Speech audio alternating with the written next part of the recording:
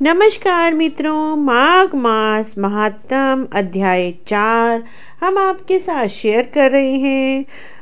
श्री वशिष्ठ जी कहने लगे कि हे राजन, अब मैं माघ के उस महात्म को कहता हूँ जो कार्तवीर्य ने पूछने पर दात्रेय जी ने कहा था। जिस समय साक्षात विष्णु के रूप श्री दात्रेय सत्य पर्वत पर रहते थे, तब महिषामती के राजा सहस्त्र अर्जुन ने उनसे पूछा कि हे योगियों में श्रेष्ठ दात्रेय जी, मैंने सब धर्म सुने, अब आप कृपा करके मुझे माघ मास का महात्म कहिए।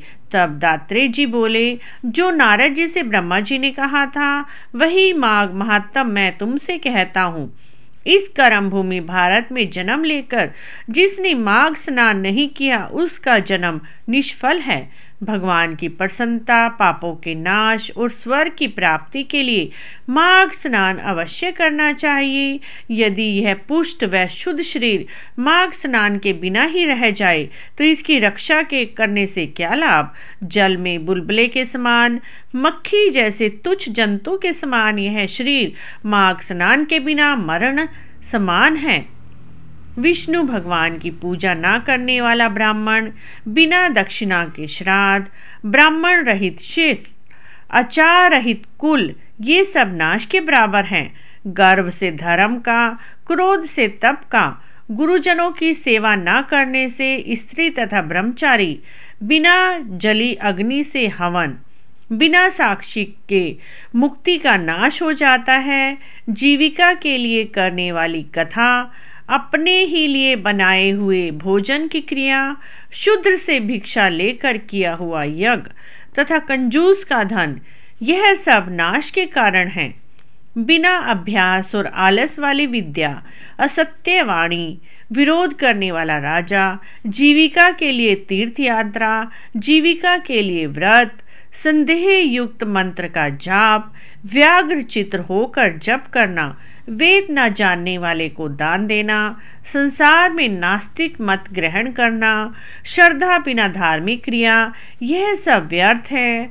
जिस तरह दरिद्र का जीना व्यर्थ है, उसी तरह माघ स्नान के बिना मनुष्य का जीवन व्यर्थ है। ब्रह्मघाती, सोने को चुराने वाला, मदिरा पीने वाला, गुरु पत्नी गामी, इन चारों की संगति करने वाला माघ स्नान से पवित्र होता है। जल कहता है कि सूर्य उदय से पहले जो मुझसे स्नान करता है, मैं उसके बड़े से बड़े पापों को नष्ट करता हूँ। महापातक भी स्नान करने से भस्म हो जाते हैं। माघ स्नान का जब समय आ जाता है तो सब पाप अपने आप ही भय से कांप उठते हैं। जैसे मेघों से युक्त होकर चंद्रमा प्रकाश करता है, वैसे ही श्रेष्ठ मनुष्य माघ मास में स्नान करके प्रकाशमान होते हैं। काया, वाचा, मनसा से किए हुए छोटे या बड़े, नए या पुराने सभी पाप स्नान से नष्ट हो जाते हैं। आलस्य में बिना जाने जो पाप किए हों वह भी नाश को प्राप्त होते हैं।